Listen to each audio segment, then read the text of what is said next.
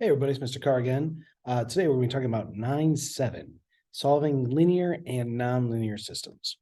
So what we're looking at here is just like you've done in the past with systems of equations.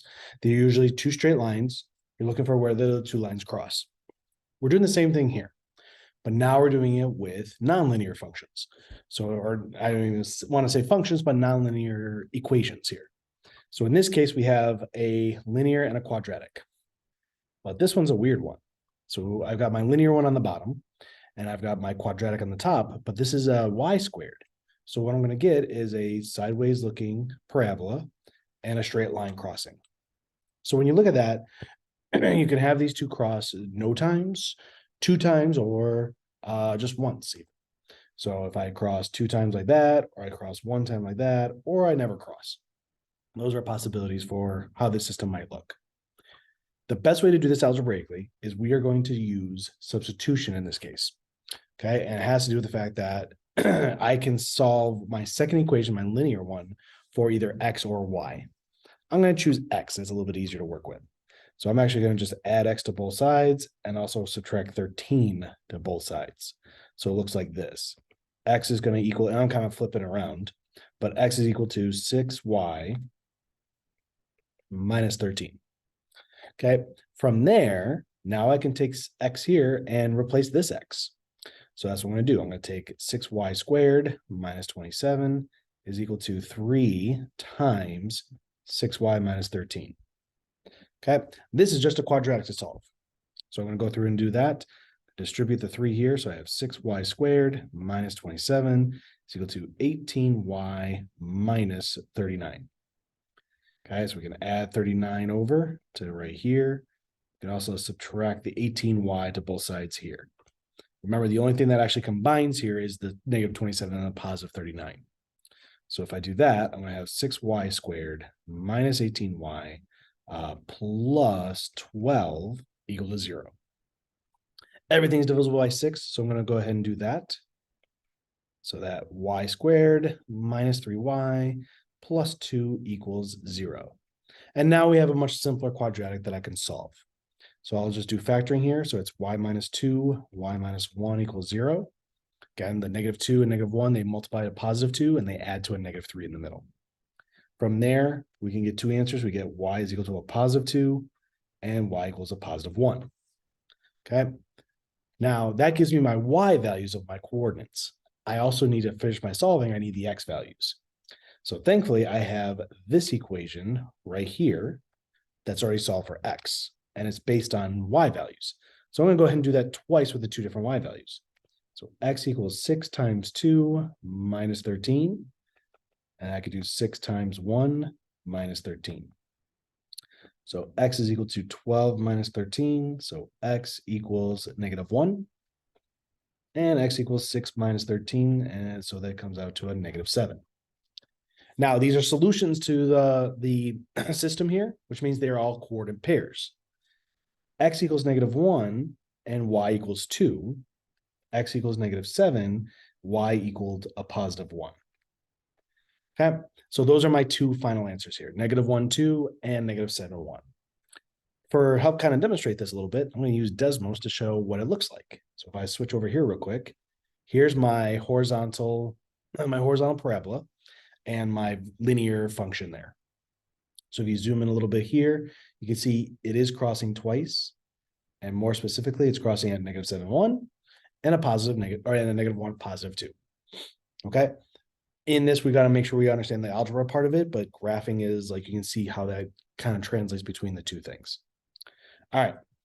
For the other cases, two quadratics together as a system. This one is actually a little bit easier to solve with elimination. Okay. It's already set up. We got positive y squared and positive y squared. So to do elimination, I need the same number, but opposite signs for one of my variables. So in this case, it's the y squareds. If I multiply this by a negative 1 and then rewrite it, it's going to be a negative x squared minus y squared equals a negative 16.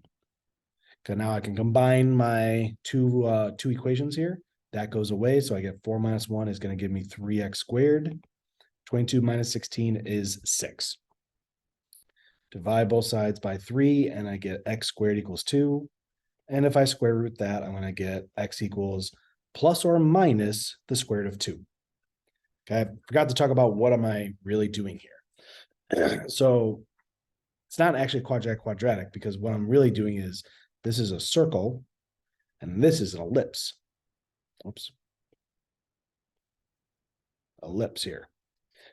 So that's what's crossing in these two cases. So yes, we're saying quadratic because we're dealing with x squareds and y squareds, but the shape of each of these graphs is a circle and ellipse. So what this means in the x direction is that I have two different numbers that I'm crossing at. I'm crossing at a positive root 2 and a negative root 2 in the x direction. So technically, I need to take that and do it twice to find my y squared. So for example, if I do, square root of 2 squared plus y squared equals 16, I'm going to use the first one here. Okay, so I'm taking this root 2 and plugging in for that x.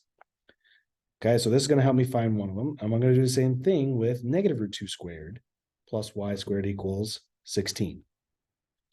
So if I square the square root of 2, that becomes 2 plus y squared equals 16. So I subtract that over, I get y squared equals 14. And then I square root that, I get y equals a plus or minus square root of 14. Okay. Now, the other one is actually going to be the same thing because if I square negative root 2 squared, that also becomes 2. So I get nothing different here. Okay, I get y squared equals 14, and then I square root that. So y equals a plus or minus root 14. Now, it feels weird what's going on here, but there's actually going to be 4 total points that these two graphs are going to cross. Remember, it's a circle and an ellipse. It's going to do something like this. Okay, so it's crossing 1, 2, 3, 4 times. That's what's happening here. Okay, so remember with a positive root 2. So here's my 4 intersection points. So I got positive root 2, positive root 14. I'll stick with a positive root 2 and then a negative root 14. Okay, that's what I technically found from this process here. And then the other process is going to be negative root 2 and then positive root 14, negative root 2, negative root 14. Okay, those are my 4 points. And again, let's go to Desmos to see a demonstration of that. All right, so I'll go over here. Let's turn off the old one and turn on the new ones. Right there. So you see right there, we have 4 intersection points. And the square root of 2 is 1.414, and the square root of 14 is 3.742. So you see that that's how we're getting our 4 points that these two graphs are crossing each other at. Okay, and that is it for this lesson. We're just looking at if we have a linear term or a linear equation, we can use substitution. It's a little bit easier working with that. Elimination is possible, but it gets kind of a little bit ugly in my opinion. Okay, because you cannot cancel out the y squared and y, you have to cancel out x. Might as well just do substitution. I think it's a little bit easier to work with here. If we have all quadratics, we can do elimination. Okay, so we can do stuff like this where we eliminate the x and the y squareds or eliminate the x squareds if that was easier to do in this case. Okay, but that is it for this lesson here. Okay, so that's it, and that's actually it for the entire unit. So take care, everybody.